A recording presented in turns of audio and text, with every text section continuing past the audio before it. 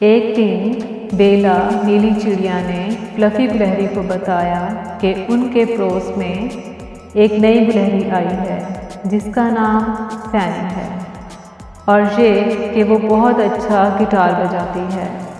بیلا بہت خوش تھی۔ فلفی نے کہا، میں ضرور اس سے ملوں گی، لیکن آج کل میں بہت مصروف ہوں۔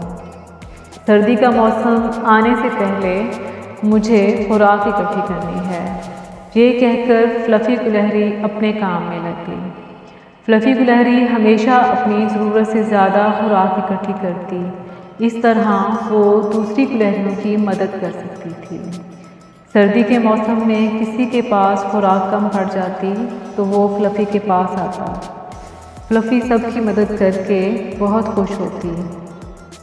دوسری طرف فینی گلہری اپنا زیادہ وقت گٹار بجانے میں گزارتی۔ فلفی جب کبھی اس سے ملتی اسے سمجھاتی کہ تمہیں بھی اپنے لیے خوراک اکٹھی کرنی چاہیے تاکہ سردی کا موسم آرام سے گزرے۔ فینی گلہری جواب میں کہتی کہ ابھی تو سردی کا موسم آنے میں بہت وقت ہے۔ دن اسی طرح گزرتے گئے۔ آخر کار موسم سرما آ گیا۔ ہر طرف برف پڑنے لگی۔ فلفی نے اس بار بھی اچھی خاصی خوراک اکٹھی کر لی تھی۔ اب وہ بہت مطمئن تھی۔ وہ فارغ وقت میں برف باری دیکھتی اور آرام کرتی۔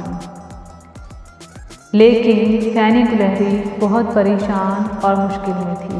اس کے پاس بہت کم خوراک تھی۔ اسے فلفی باتیں یاد آ رہی تھیں، لیکن اب کچھ نہیں ہو سکتا تھا۔ فلفی کو جب فینی کے حالات کے بارے میں پتہ چلا تو وہ فوراً اس کے پاس گئی۔ فلفی نے اسے رات کے کھانے کی دعوت پر بلایا۔ فلفی نے بہترین کھانا فینی گلہری کو پیش کیا اور اسے بہت سے اخروٹ بھی دیے۔ فینی گلہری بہت شکر گزار تھی اور شرمندہ بھی۔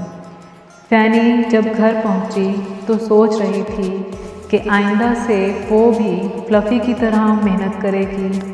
موسم سرما گزرا تو سب نے دیکھا کہ فینی گلہری نے سب کے ساتھ مل کر کام کیا، اور اس طرح اس نے آنے والے موسم سرما کے لیے اپنے لیے اتنی خوراک اکٹھی کر لی جس میں سے وہ دوسری گلہریوں کی بھی مدد کر سکے۔ فینی گلہری نے اسی خوشی میں فلفی کو دعوت پہ بلایا اور فلفی گلہری کو بہت سے اچھے اچھے کھانے پیش کیے۔ فلفی بھی اپنی دوست کی کامیابی پہ بہت خوش تھی۔ آخر کار فینی گلہری نے یہ راز پا لیا تھا کہ محنت میں عظمت ہے۔